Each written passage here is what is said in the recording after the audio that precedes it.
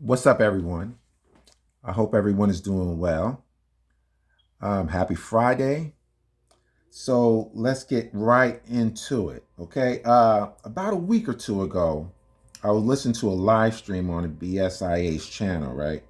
I can't remember the topic right now, but later on in the discussion with other panelists, a topic came up that piqued my interest.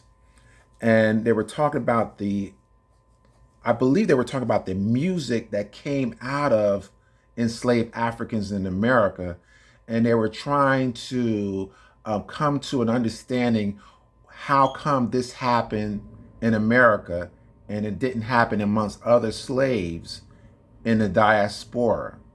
And so, each panelist had their opinion as to why that happened in America and not anywhere else.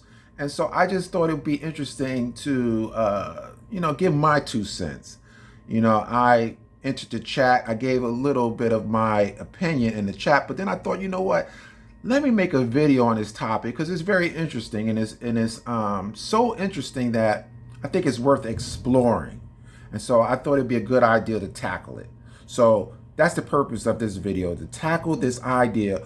Why in the United States did the enslaved Africans here was able to produce music that is unlike anywhere in the diaspora? So what I want to do next now is I want to give a definition of what is the Negro spiritual, because that became the beginning of what produced modern music. We had slave songs and things in that nature, but it was the Negro spiritual that really introduced modern music. So let me find this recording of this particular scholar. He's going to answer that question. Just give me 1 second. All right, here we go. Let's give him a listen. Can I ask a really basic question? How did spirituals come to be? That is a really great question, Monica. So I want to first begin by saying it is my belief, my conjecture, my theory that spirituals are the convergence of three essential elements: African American culture and idioms, the social condition of slavery, and the exposure to Christianity, both in terms of the Bible, the use of the Bible, and Protestant hymns, Christian Protestant hymns. And I believe that without all three being present and a part of this mix, this stew, we wouldn't have gotten the music of the spirituals, because all of them contribute to this music that emerged from this enslaved community. I think it's also important to recognize and to be mindful of the fact that spirituals are but one facet of music that was created by the enslaved community. And so we could really talk about this music in its gestalt, its totality, by thinking of it as music that came from all the different kinds of music and genre musical forms that emerged from the slave community. So the first musical utterances of this community would have been the moans and groans that they uttered on the slave ships on their way here. It's important to note that they had no common language. And so we won't see them create songs until they get a grasp of this common, which would have been at that time English language. So you got the moans and the groans and some chants. And then you have, with the exposure to Christian hymnody, you'll start to hear them singing Protestant hymns, but also there are work songs, there are field hollers, there are Jubilee songs. So all kinds of music is coming out of this community. And the music that focuses on not only their condition of slavery, but refracted or informed by their understanding of Christianity is what creates these religious folk songs that were initially thought of and called sorrow songs by people like W.E.B. Du Bois, scholar first writer that graduated, first African American that graduated from Harvard, and he referred to them as sorrow songs. So did Frederick Douglass. But then eventually, we started to call them, or they started to be known as Negro spirituals. Negro to distinguish them from the spiritual music that was and folk music that was being sung by the white community. So, Okay, I largely agree with him. It sounds conclusive, but there are some things I like to add to that, because you could say if that was how spirituals came to be, then you would think that that would have happened in Jamaica as well, because you have the same elements involved. You had slavery, oppression, and you had Christianity introduced, as well as the hymnals. But it didn't happen in Jamaica. So why didn't it happen in Jamaica and it happened in the United States? So these are the questions I want to answer. So it's more than what he's given. There are other components. And so let's dive into those other components.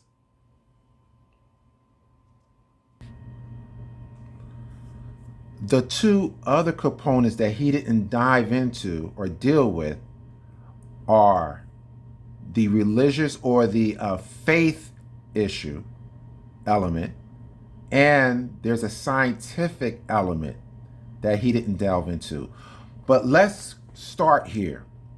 Not only did Africans had to deal with a new language because they lost everything, right, for the most part, but they also had melodies that they came with to the New World. They also brought melodies with them as well. So think about it this way. You had a gumbo of sorts of melodies that had to somehow be a uniform song amongst the slaves. And these are the melodies that start the chants and the other working slave songs, okay, from these old African melodies. Okay, now you combine that with the religious music that you're receiving from the Christian church. And then you start to see the beginnings of what we will call the Negro spirituals. Okay, now think about it like this. Many of us were stripped of everything for the most part. And so from a religious point of view, I like to look at it like this. God works with an empty vessel, and then he can pour into you a new song, something that's totally new to the world. And this is what happened to the African in the United States. He chose us to be the representative of what is good in the world. And he told us to sing a new song. And so when we didn't have the drum, and some people on the other side say, well, you lost the drum. I say, so what? Because look what he put in its place, right? People who have the drum or who maintain the drum, they're pretty much stuck. They haven't created nothing new. Anything that they created new was created in the United States. If they stayed in their own land, their music would have been the same. So when you say you lost the drum, I say, so what? So you can't shame us by that. You don't somehow have an advantage because you people kept the drums. All right?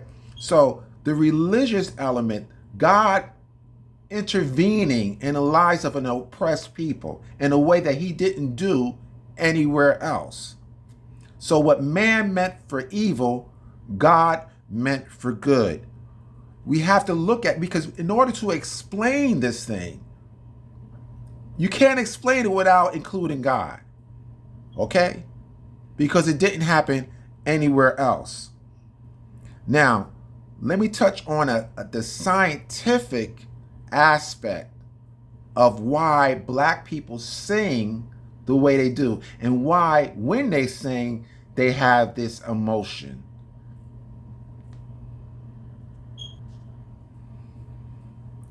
How many people have ever heard of a term called intergenerational trauma?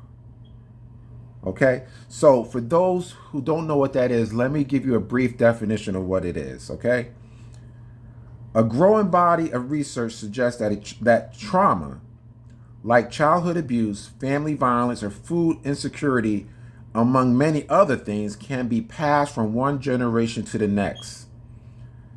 Trauma can leave a chemical mark on a person's genes, which can be passed down to future generations. This mark doesn't cause a genetic mutation, but it does alter the mechanisms by which genes are expressed. This alteration is not genetic, but epigenetic. Epigenetic is a simplified term, is a study, a biological control mechanism of DNA, the light switches that turn genes on or off. What does that mean? In essence, epigenetics controls how or why your genes are expressed. Okay, so I believe that through our trauma from slavery, that those genes are passed through our generation, and in our song, that pain and anguish and oppression and degradation is passed through the generations. This is why Black people in America sing the way they sing, because it's in their genes. Our genes turn on and off, probably unlike other people around the planet, in the world. And so when we sing, people say, oh, that's a Black sound, or that's a Black voice. That voice is moving, that tone of that voice is Black. Most times you could tell a Black voice when you hear it. Okay? Let me play, before I go into this next video, I want to play something that Barry White has said. Let me find that clip.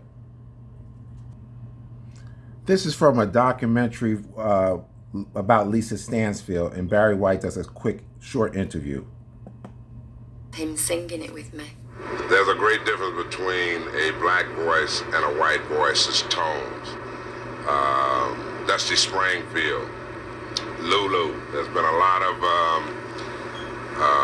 white female singers who had Black sounds, but there's always something in there that says it's not all the way, and that's what my ears are tuned to. I couldn't wait to see what she looked like. She did a great job. She has a tremendous sound. I think Lisa's gonna be around a long, long time. Longevity artist. All right, so that's the opinion of many Black folks. We could definitely hear a Black voice when we hear it. And something about a white voice is just not quite there, you know. So when I talk about the feeling, the emotion that you feel, it's real. Let me go play another example of, give me 1 second while I tee this one up. Let me see where we at. Now this is from the movie Hustle and Flow, right? And let's make this bigger. All right. Now listen to this lady sing, and you can feel the hundreds of years of pain and anguish and how it affects the character that Terrence Howard is portraying in this movie.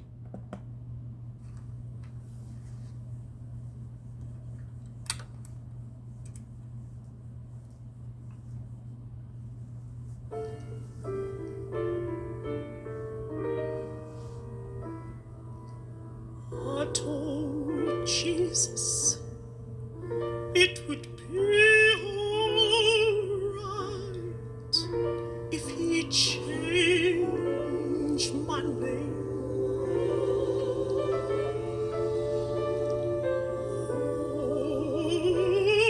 Oh, I told Jesus it would be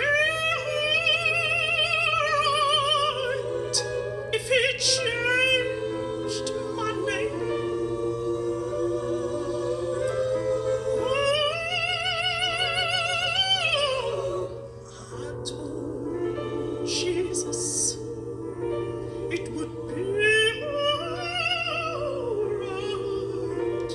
if he changed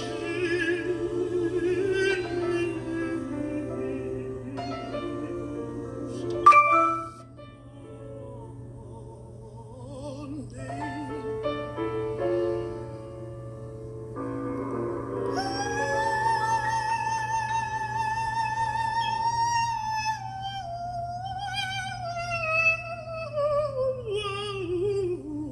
Jesus told me that the world would be against me if he changed me.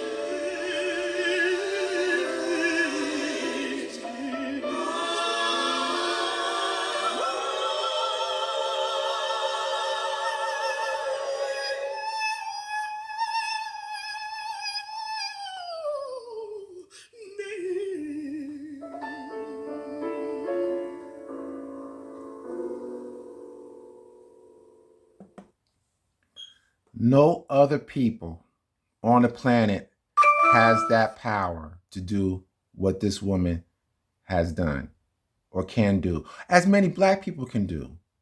That's a gift from God. All right, when we talk about tone, right?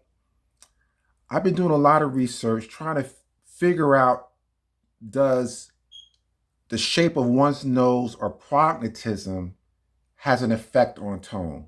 Now, I read a lot of data, and what I discovered, a lot of researchers, from fear of not being politically correct, refuse to make a conclusion. And so, from what I read, I try to make a determination on my own. And so my determination is my opinion. And I have to try to figure out, what is it about our tone? Where does our tone come from? Okay. And so this is what I discovered. Now, prognatism is something that most people of African descent have. Even wider nostrils. Not all of us, don't, I can hear in the comments, not all black people have prognatism, not all people have a white nose. No, I'm not saying that. I'm saying the majority of us do have these particular phenotypes. We can't escape it. It's not stereotypical to mention the obvious. So I'm trying to ask a scientific question. Can that factor into the tonal quality of how we sound and why we sound distinctly from other people? So that's the reason why I asked that question. As you can see, this is a side view of an Asian individual, but Europeans have pretty much the same profile. Some Asians do have prognatism, but a lot of them don't. And as you can see, the African, his jaw is more forward. And many people of African descent have this particular phenomenon. And so I liken it to, let's say, if you shot a bullet through a pistol, it has like a higher firecracker pitch sound to it. But if you shoot it through a long barrel, it has a deeper cannon-like sound. And so if I'm thinking about a fuller sound that most African singers have, I'm thinking it's possible. It's not conclusive. This is just my opinion, that the fact that we have prognatism, and let's face it, it's only a few millimeters difference between Europeans and Asians, but it's there. It's significant. We do see it. We do notice it. So I'm wondering, and like I said, a lot of the scientific literature is not going to go there, but that's okay. I'm going to go there as a possibility as to why our tone is different from others. Now, it's not surprising. There are some white artists who have managed to come close to sounding like black musicians or black singers. But like, as Barry White said, they're just, something about it is just not quite there. Okay. I think, like I said, I think it has a lot to do with the transgenerational trauma that's been passed down, that our genes, turn off and on in such a way that we sing that way naturally.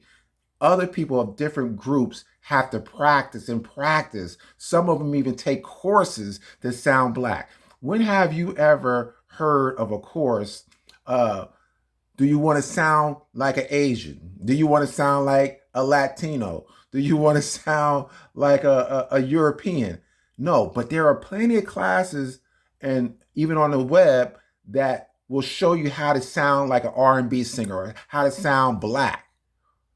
So clearly, there's something special about us that people are searching for a way to sound like us. Here you have, people we know that tried to do it and have been successful to some degree. You got Michael McDonald, Tina Marie, one of the best. Although she sounds like a white girl to me, but she's natural. She's a very natural, talented, soulful singer. Okay, you have Bobby Caldwell, What You Won't Do for Love, and John B, which is one of the newer artists that many of you know. And surprisingly, you have some Hispanics who've done very well. Trying to capture the black sound like Christina Aguilera and Adriana Grande. Again, great singers, but it's just something about their voice that is just not there. But I found online on YouTube this Asian guy that sung a song by Joe. And let me tell you, he did a phenomenal job on it.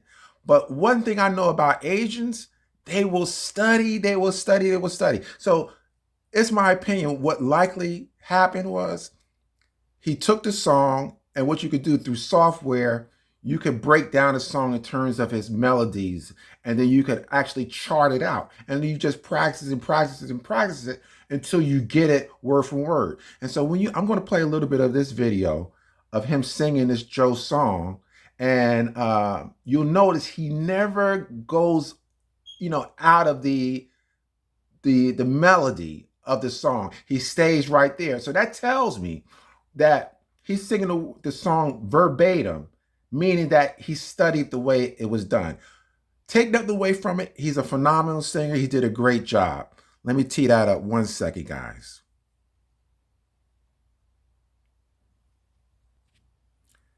Now, I'm not going to play the whole song, but I'm going to play enough so you get an idea of just how good this guy did on this song. I put a string of pearls right in your hands. I make love on a beach of jet black sand. Outside in the rain, we can do it all night. I'll touch all the places, say we're not. And some you never knew I get your heart. Nothing is forbidden when we touch.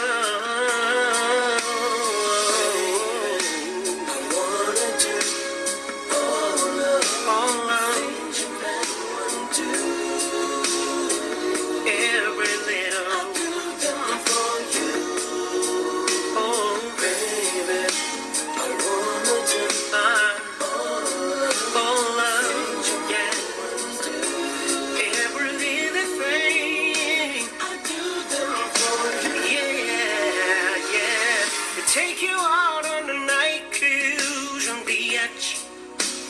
Just can't lose, cause we got a lot to look forward to. 1, 2, what you gonna do? What good is a diamond?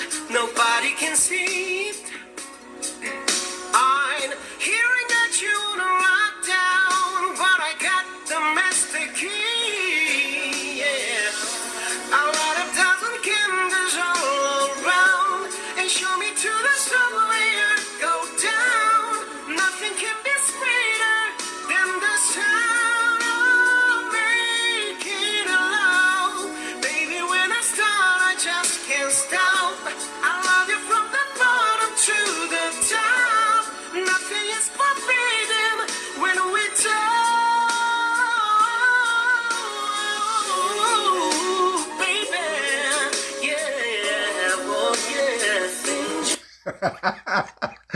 Man, he can go. He can go. You see, he sung that song exactly like Joe. That tells me that's, like I said, he broke that song down They got software that you can break it down and transcribe it. And he's talented enough to pull it off. So that was surprising. When I saw that, I was, shocked. But again, does it sound like a brother? No, it doesn't. But it's a good imitation. But you know what's surprising? Where is the Puerto Rican soul singer? I never heard of a Puerto Rican soul singer. And you would think that given that they lived amongst us the longest, if we use 1940 as a marker, that's over 80 years that they lived amongst us. They claim to be Black. They claim to be of the diaspora, but they have yet to produce a Puerto Rican singer who sounds soulful. So when Fat Joe says this, let me tell you about Blacks and Latinos. There's no difference with Blacks and Latinos. What did he say again? Let me tell you about Blacks and Latinos. There's no difference with Blacks and Latinos. Well, clearly there is. So I'm trying to figure out why that's the case. They should be the main group that sound like us. If they claim that that we're all the same, then why don't they sound like us? Right? So I don't know what it is. Maybe it's the Taino gene in them. I don't know what it is. But clearly, we're not the same people.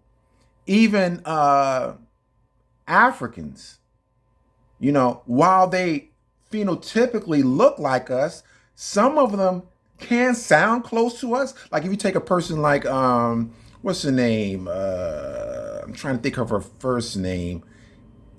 What is that? Evero? I think it's Cynthia Evero. I think that's her name. A Nigerian singer. She played Aretha Franklin, and she also played Harriet Tubman. Cynthia Erivo, I think that's her name. Very good singer. Very good singer. She's pretty close to what we sound like, but it's not quite there. And the reason why is the music or the heritage or the culture that she comes from. Let me tee up a video of some ancient or recording some ancient Nigerian music.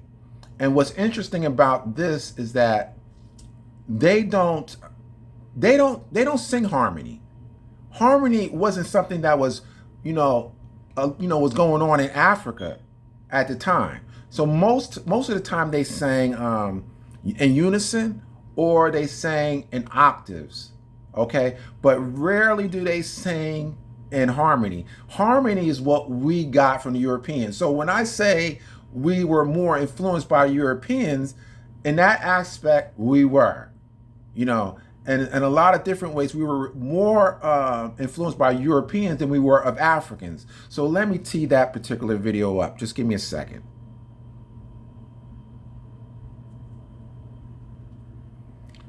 So when people say, it all comes from Africa, that's why I have a problem with that. Because culturally, American Blacks have nothing culturally connected to Africa to a large degree. Most of us don't. And that's why our music came out different.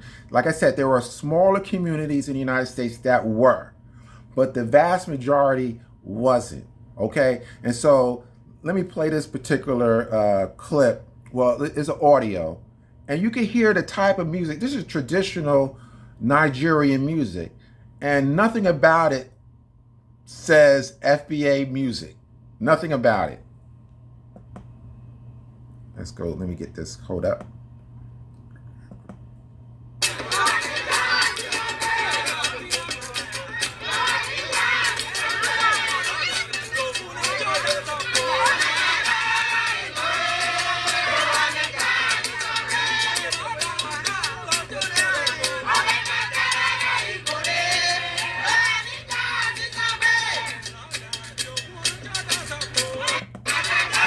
Okay, now that should give you an example. And that's traditional. So So when people say, "Oh, we're all African, we got this from Africa," no, not necessarily. Not necessarily. God planted in us a new song, and He gave us this ability to create music upon music upon music. So although we may be of African ancestry, we do not get our culture from Africa. Okay, let's be clear about that. Okay, so let me wind this up. I want to end this video with an example of how black people do not have to learn to sing black or have that black sound. It's genetically encoded in us. I'm going to play for you guys a clip from a 12-year-old singing Total Praise. You might have seen this on the video. And the things that he does with his voice, I mean, it touches your soul. You know, if you're alive, you're going to feel what he's singing. And that's the beauty of what we do. We make people feel. I'm not going to play the whole video because it's too long, but it's fabulous. So just give me a second. Let me tee that one up.